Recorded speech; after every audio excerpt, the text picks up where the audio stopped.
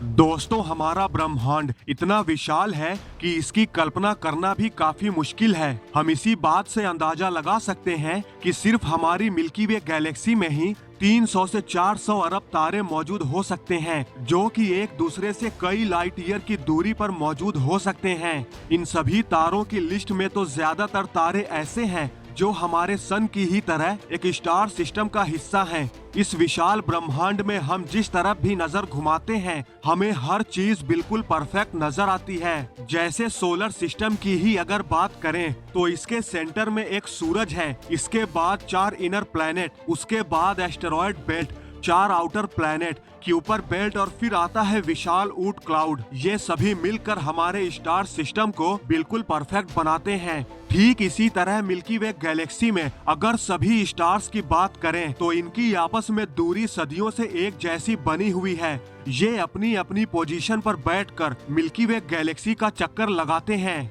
किसी के बीच में घुसने की कोशिश नहीं करते।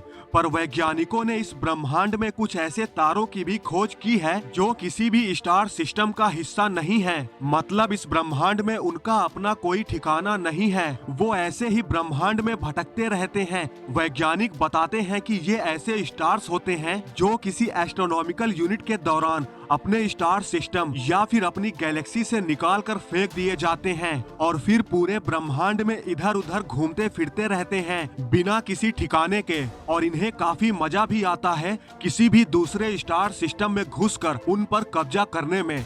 तो फिर क्या आपने कभी ये सोचा है, अगर कोई रोग स्टार यानी कि आवारा भटकता हुआ तारा हमारे ही सोलर सिस्टम में घुस जाए तो फिर क्या होगा?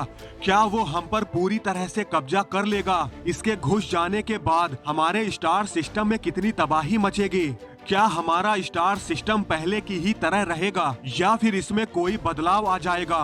क्या हम इंसान सोलर सिस्टम में 2 स्टार्स के होने से बच पाएंगे? वेल, इन सभी सवालों के जवाब के साथ मैं लेकर आया हूँ आज का ये हमारा एपिसोड, जिसका टाइटल है क्या हो अगर कोई आवारा तारा हमारे स्टार सिस्टम में घुस जाए। तो चलिए शुरू करते हैं। तो दोस्तों, आज से 70,000 साल पहले स्कोल्स नाम का बाइनरी स्टार हमारे स्टार सिस्टम के ऊट क्लाउड के आउटर रीजन से होकर गुजरा था। ये सन से महज 0.8 लाइट ईयर की दूरी से होकर गुजरा था। इस बाइनरी स्टार सिस्टम के पहले स्टार स्कोल्स ए स्टार का मास हमारे सन का सिर्फ 9% जितना विशाल था और दूसरे स्कोल्स बी स्टार का मास हमारे सन से सिर्फ 6% जितना ही विशाल था। हालांकि इनके कम मास और इनके सन से ज्यादा डिस्टेंस होने की वजह से ऊट क्लाउड में थोड़ी बहुत ही डिस्टरबेंस हुई थी, पर इसका हमारे धरती पर या फिर इनर सोलर सिस्टम में किसी भी प्लैनेट पर कोई प्रभाव नहीं पड़ा था,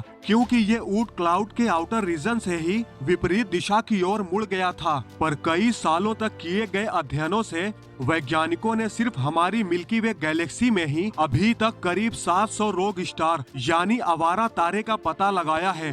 सोलर सिस्टम के इतिहास में कई रोग स्टार ऐसे भी हैं जो हमारे सोलर सिस्टम के ऊट क्लाउड के आउटर रीजन से होकर गुजरे हैं। लेकिन क्या आपने कभी ये सोचा है, अगर यही रोग स्टार हमारे इनर सोलर सिस्टम तक आने में कामयाब हो जाते हैं तो क्या होगा? तो दोस्तों, अकॉर्डिंग टू साइंटिस्ट ऐसे किसी इवेंट के होने के चांसेस अभी फिलहाल तो न के बराबर हैं, पर मैं आपको एक सच से जरूर रूबरू करवाना चाहूंगा कि फिलहाल तो अभी ऐसा कुछ भी नहीं होने वाला, पर ये आने वाले फ्यूचर में जरूर सच होने भी वाला है। जी हाँ, सही सुना। ग्लीस 710 नाम का रोग स्टार जो हमारे सन के मास का लगभग 60% है, जो कि हमारे सौर मंडल से करीब 63 लाइट ईयर की दूरी पर सर्पेंस कॉन्स्टेलेशन में मौजूद है। फिलहाल तो ये रोग स्टार करीब 52,000 किलोमीटर प्रति घंटे की स्पीड से हमारे सोलर सिस्टम की ही तरफ बढ़ रहा है, लेकिन ये जिस स्पीड से आगे आता जा रहा है उससे ये लगभग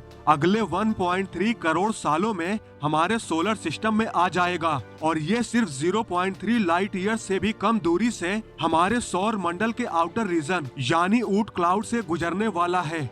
अब ये रोग स्टार हमारे सूर्य के मास का लगभग आधा है। अगर हमारे ऊट क्लाउड से गुजरता है तो ऐसा होने पर क्या होगा? तो दोस्तों, अगर कोई रोग स्टार हमारे सौर मंडल में प्रवेश करता है तो इससे होने वाली तबाही उस तारे की साइज और वो तारा कितनी दूरी से होकर गुजरा है इस बात पर डिपेंड करता है। दोस्तों, जब स्कोल्स बाइनरी स्टार ऊट क्लाउड से गुजरा था तो वो हमारे सौर मंडल के सबसे नजदीकी तारे प्रोक्सिमा सेंटोरी से 5 गुना के करीब नजदीक आया था। इस स्कोल्स बाइनरी स्टार का धरती पर तो कोई प्रभाव नहीं पड़ा, लेकिन अगर इसकी जगह कोई बड़ा तारा रहा होता लाइक ग्लीस 710 तब क्या होता? तो दोस्तों, वैसे भी ग्लीस 710 स्टार हमारी तरफ का ही तो अपना रास्ता बना रहा है। तो जब ऐसा होगा और ग्लीस 710 स्टार हमारे स्टार सिस्टम में प्रवेश करता है तो ये काफी हद तक धरती को दहला देगा। सबसे पहले तो ये रोग स्टार ऊट क्लाउड में अपना रास्ता बना लेगा। इस पोजीशन पर तो ये हमें सीधे तौर पर तो प्रभावित नहीं करेगा, लेकिन ये ऊट क्लाउड के छोटे बड़े एस्टेरॉयड, मीटियोरॉयड और कॉमेट सोलर सिस्टम के इनर रीजन में अपनी ग्रेविटी की वजह से फेंक देगा, जिससे लगभग हर दिन सैकड़ों एस्टेरॉयड, मीटियोरॉयड और कॉमेट हमारी धरती से आकर टकरा सकते हैं और ये सिलसिला सदियों तक चलता रहेगा। कॉमेट्स और मीटियोर शायद कोई बड़ी बात न हो, क्योंकि उनमें से ज्यादातर छोटे होते हैं जो अक्सर गैर आबादी वाले क्षेत्र में ही गिरते हैं। लेकिन साल 1908 में साइबेरिया में 100 मीटर के साइज का एक एस्टेरॉयड जमीन से करीब 10 किलोमीटर ऊपर एक्सप्लोड हो गया था। ये एस्टेरॉयड जमीन पर नीचे गिरा ही नहीं था, पर इसने करीब 2000 किलोमीटर स्क्वायर एरिया में लगे 8 करोड़ पेड़ को तबाह कर दिया था। 60 किलोमीटर दूर तक बने घरों के कांच तक टूट गए थे और कुछ लोगों की जानें भी चली गई थीं। अगर एक एस्टेरॉयड इतना खतरनाक हो सकता है तो हर दिन ऐसे न जाने कितने एस्टेरॉयड की बमबारी का सामना करना कितना मुश्किल होगा। पर दोस्तों, यहाँ पर गुड न्यूज ये है कि ये सभी एस्टेरॉयड हमसे करोड़ों किलोमीटर की दूरी पर हैं। इसलिए ग्लीस 710 के सोलर सिस्टम में प्रवेश करने के बाद ये हमारे तरफ आते भी हैं, तब भी इन्हें हम तक पहुँचने में कई सालों का समय लग सकता है। लेकिन चाहे देर से ही सही, तबाही तो होगी जरूर। पर एस्टेरॉयड की बमबारी हमारी एकमात्र चिंता नहीं है, क्योंकि अभी तो इससे और भी कहीं ज्यादा बुरा होने वाला है। क्योंकि ग्लीस 710 के सोलर सिस्टम में प्रवेश करने पर सभी ग्रहों की ऑर्बिट उथल पुथल हो जाएगी। अपने सन से 60% के करीब जितनी ग्रेविटी होने की वजह से ये सभी ग्रहों की ऑर्बिट को ही चेंज कर देगा। हालांकि सोलर सिस्टम के भीतर भी सभी ग्रहों के बीच इतनी दूरियां हैं, इसलिए ये सारा प्रोसेस 1-2 दिनों में नहीं बल्कि ग्लीस 710 के सौर मंडल में दिन दहाड़े घुसने और सभी प्लैनेट्स को इधर उधर फेंकने में कई सालों का समय लग जाएगा। पर इन सब के बाद कंडीशन ऐसी भी हो सकती है कि कोई 2 प्लैनेट आपस में ही टकरा जाएं, या फिर कुछ प्लैनेट स्टार सिस्टम से ही निकाल कर बाहर की तरफ फेंक दिए जाएं। पर दोस्तों, यहाँ पर एक सवाल ये भी है कि क्या रोग स्टार का मतलब ये है कि वो अकेला ही होगा? तो दोस्तों, शायद हाँ भी और ना भी।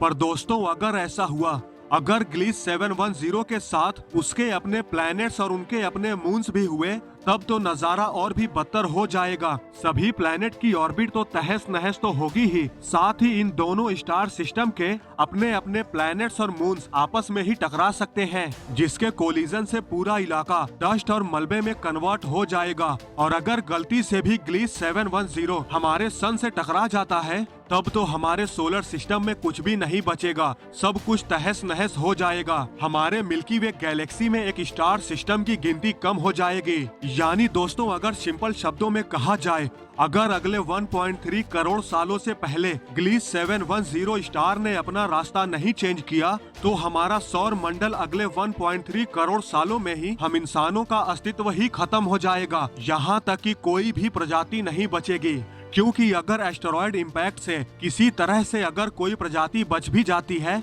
तो भी ग्लीस 710 के सोलर सिस्टम में प्रवेश करने के बाद हमारी धरती अपनी ऑर्बिट से फेंक दी जाएगी और शायद हम स्टार सिस्टम से ही निकाल कर फेंक दिए जाएं और हमारा प्लैनेट भी रोग प्लैनेट की गिनती में आ जाए।